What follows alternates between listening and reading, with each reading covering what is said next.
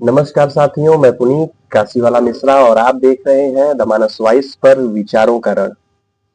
आज मैं आपको कोई कहानी सुनाने नहीं आया हूँ। आज मैं आपकी सहमति लेने भी नहीं आया। आज मैं आपके घर के भीतर एक सवाल छोड़ करके जाने के लिए आया। और ये सवाल जितना साधारण लगता है उतना ही खतरनाक भी है। क्या आज माता पिता बोझ हो चुके हैं?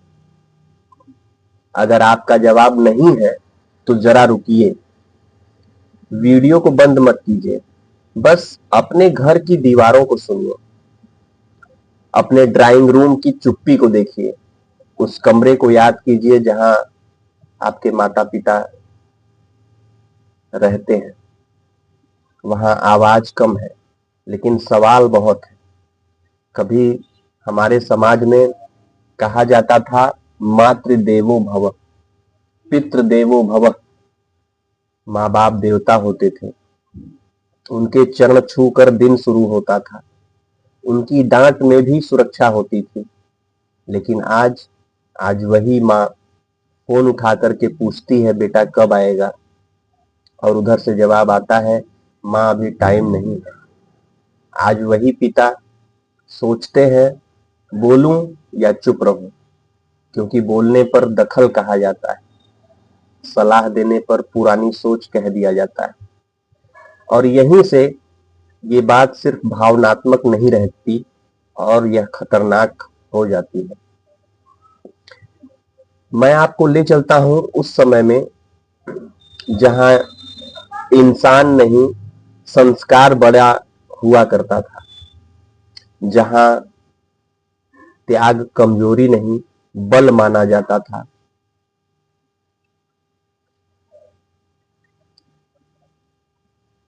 सतयुग, अंबानगरी एक समृद्ध राज्य।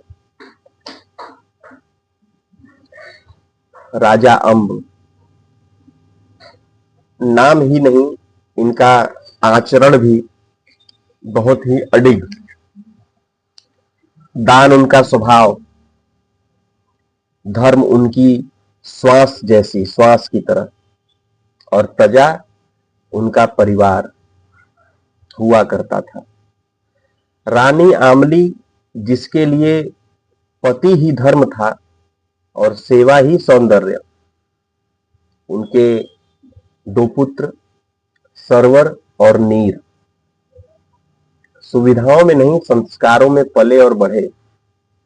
लेकिन जब धरती पर धर्म बढ़ता है तो स्वर्ग में बेचैनी होती है, इंद्र का सिंहासन डोल उठता है।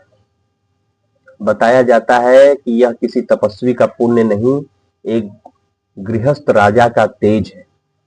और यही बात इंद्र को चुभ जाती है, क्योंकि अक्सर ऐसा ही होता है, जो बिना शोर किए सही काम करता है वहीं सत्ता को सबसे ज्यादा खतरा लगने लगता है। इंद्र आते हैं साधु के वेश में, नम्रवाड़ी, और अंदर उनके भीतर अहंकार। राजा अब उन्हें देवता समझ करके आदर देते हैं, क्योंकि संस्कार वेश नहीं देखते, वचन मांगा जाता है, राजा शर्त नहीं रखते। आज हम कहते हैं, पहले बताइए क्या चाहिए। राजा अंब कहते हैं, पहले वचन। और जब पूरा राज्य मांग लिया जाता है तो राजा कोई सवाल नहीं करते। न क्यों, न कब तक, न बदले में क्या, सिर्फ त्याग। अब जरा यहीं रुकिए।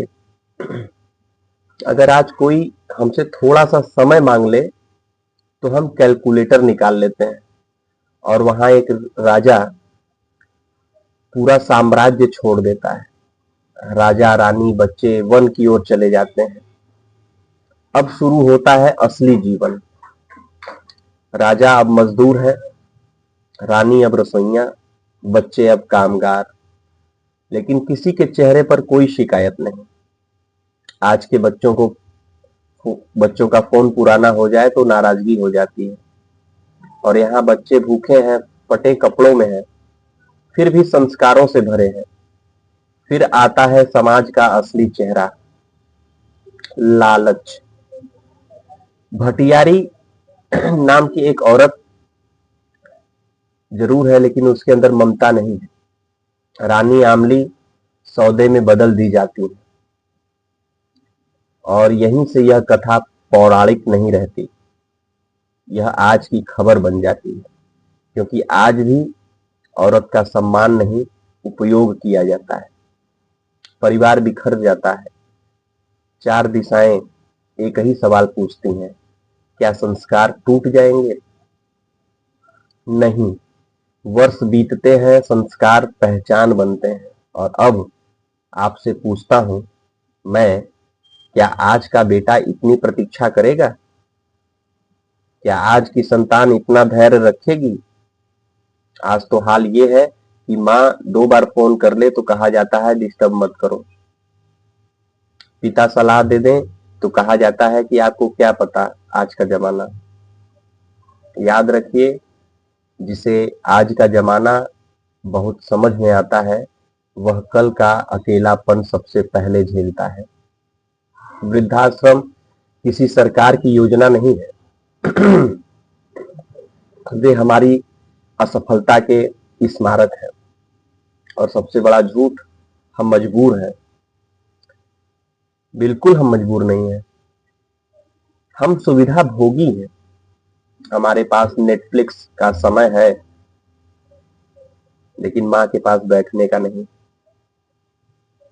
हमारे पास रील्स का धैर्य है, लेकिन पिता की बात सुनने का नहीं। और फिर हम पूछते हैं देश क्यों टूट रहा है? याद रखिए, राष्ट्र घर से बनता है। जो घर में माता पिता का सम्मान नहीं कर सकता, वह सीमा पर खड़े सैनिक का सम्मान सिर्फ नारा बनाता है। अगर ये वीडियो आपको लंबा लग रहा है तो सोचिए, आपके माता पिता की जिंदगी आपके लिए कितनी लंबी रही। उन्होंने कभी कहा बस अब बहुत हो गया? कभी नहीं कहा होगा। तो आज अगर आप थोड़ा सा सुन लेंगे तो शायद कुछ रिश्ते बच जाएं। मैं नहीं कहता कि माता पिता देवता है, वे इंसान हैं, गलतियां उनसे भी होती हैं। लेकिन बताइए, क्या गलती त्याग से बड़ी होती है? जिस दिन हमने माफी मांगना छोड़ दिया, उसी दिन संस्कार हमारे मरने लगेंगे। ये वीडियो यहीं खत्म नहीं होता। यह तब खत्म होगा जब आप फोन रखकर किसी अपने के पास बैठेंगे। मैं पुनीत दमानस वाइस से आपको एक जिम्मेदारी सौंप रहा हूं। अगर माता पिता जीवित हैं तो उन्हें बोझ मत बनने दीजिए, और अगर नहीं है तो इस वीडियो को किसी ऐसे तक पहुंचा दीजिए जिनके पास अभी मौका है, क्योंकि कल बहुत देर हो जाती। जय माता पिता, जय संस्कार, जय भारत।